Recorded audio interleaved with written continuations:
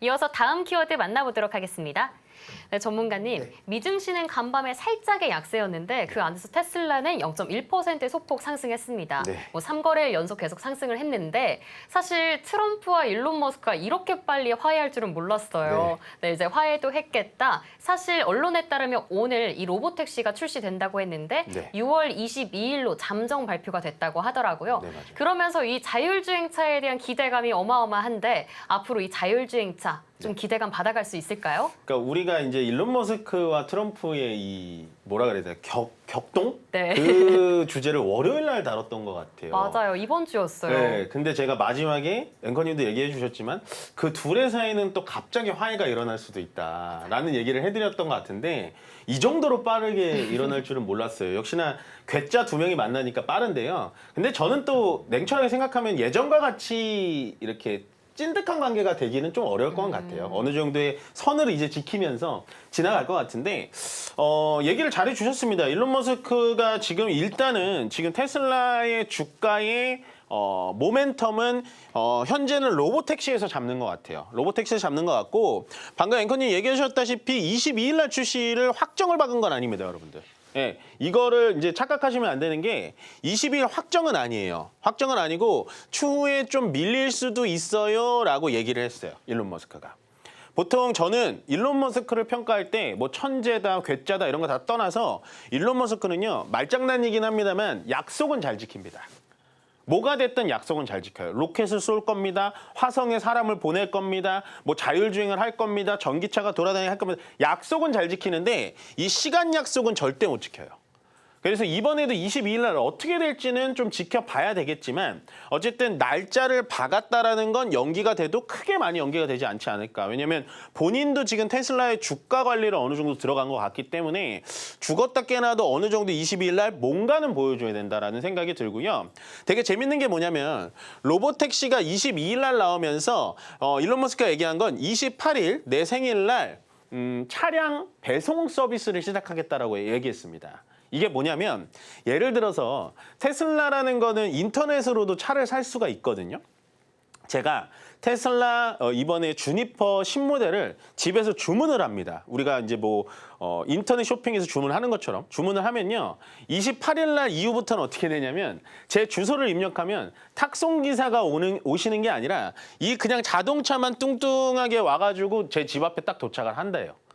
예, 그러니까 공장에서 출하되자마자 우리 집까지 자동으로 배송할 수 있는 배송 위탁 서비스, 탁송 서비스죠. 탁송 서비스 시작한다. 라니까 뭐 28일 날 어떻게 될지, 22일 날 어떻게 될지 우리가 좀 지켜봐야 될 것 같습니다.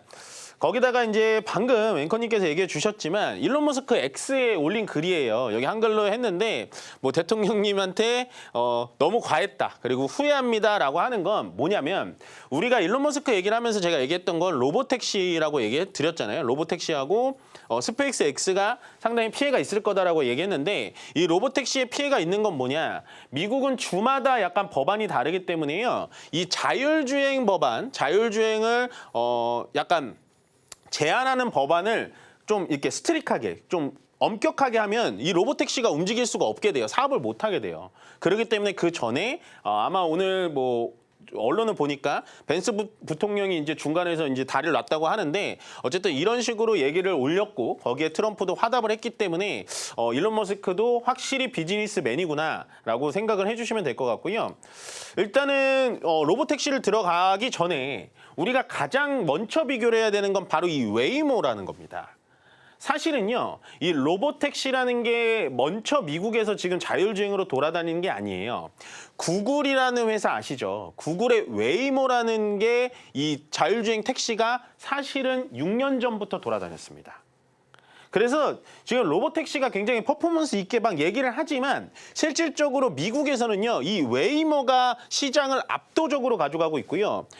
자율주행에서 가장 중요한 게 뭐냐면 일단은 이 친구가 결제 건수가 1000만 건이 넘어갔어요. 그러면 쉽게 얘기해서 1000만 명이 이 웨이모라는 택시를 이용하고 웨이모라는 택시가 이용을 되면서 전체적인 자율주행의 경험을 6년간 쌓았겠죠. 그래서 이 웨이모가 굉장히 빠른 게 뭐냐면 처음에는 이 샌프란시스코에서 시작을 하다가요. 미국은 주마다 다르니까 지금은 LA, 피닉스, 뭐 텍사스의 오스틴까지도 확장을 해가면서 계속해서 서비스를 운영하고 있습니다. 그러면 로보택시가 왜 핫한 거냐? 이게 다르요. 웨이모는요. 여기 지금 차 사진을 제가 좀 정확하게 안 갖고 왔는데 위쪽에 이런 게 달려 있죠. 예, 요게 라이다라는 겁니다. 웨이모는 이게 달려 있고요. 테슬라는 이 라이다가 없어요. 없고 테슬라는 그냥 여기 카메라를 엄청 많이 달아놨어요. 테슬라는. 이 차이예요.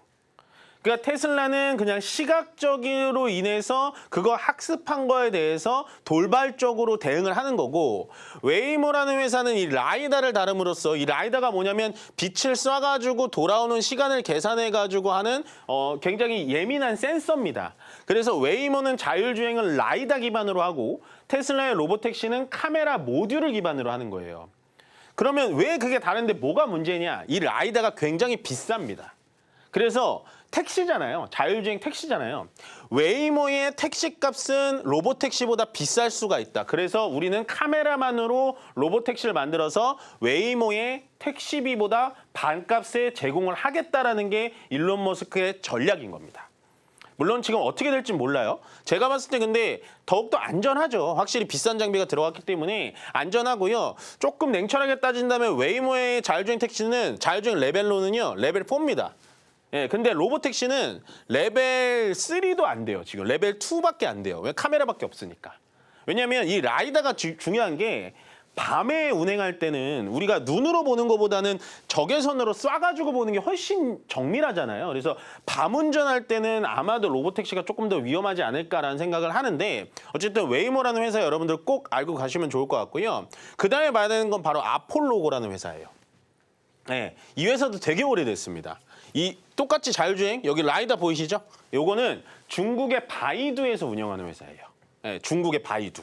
그래서 중국의 현재 14개 도시에서 운행을 실제로 하고 있고요. 얘도 한 1,200만 건 정도의 결제가 나왔어요. 예. 그러면 결국엔 로보택시는 선발주자가 아니라 후발주자구나. 3등입니다. 3등. 다만 둘 다 라이더가 있는 상태에서 운행을 하는 거고요. 얘는 라이더가 없이 우리는 저가로 승부하겠다. 라고 정리를 해드리면 될 것 같아요. 보시면 여기 레벨 4 나와 있죠? 레벨 4.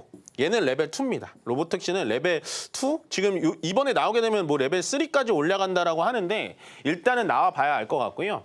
그 정도로 로보택시는 좀 정리를 해드리면 될 것 같아요. 결국엔 로보택시를 지금 일론 머스크가 계속해서 밀어붙이고 좀 정당화하는 건 결국에는 가격적인 측면에서 우리가 좀 이겨낼 수 있다라고 말씀을 드릴 것 같고요. 일단은 로보택시가 나오면 제가 봤을 때는 가장 좀 수혜주라고 볼 수 있는 건 대형 종목 중에서는 현대차입니다. 현대차. 네, 현대차.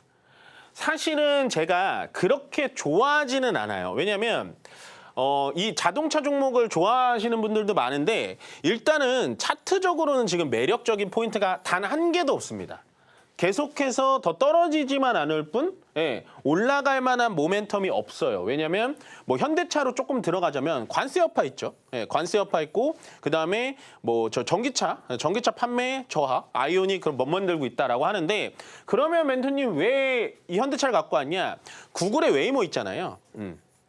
구글의 웨이모가 이 자율주행 차량을 지금 한 2,000대 정도 더 늘립니다. 그러면 현대차랑 MOU를 맺었어요.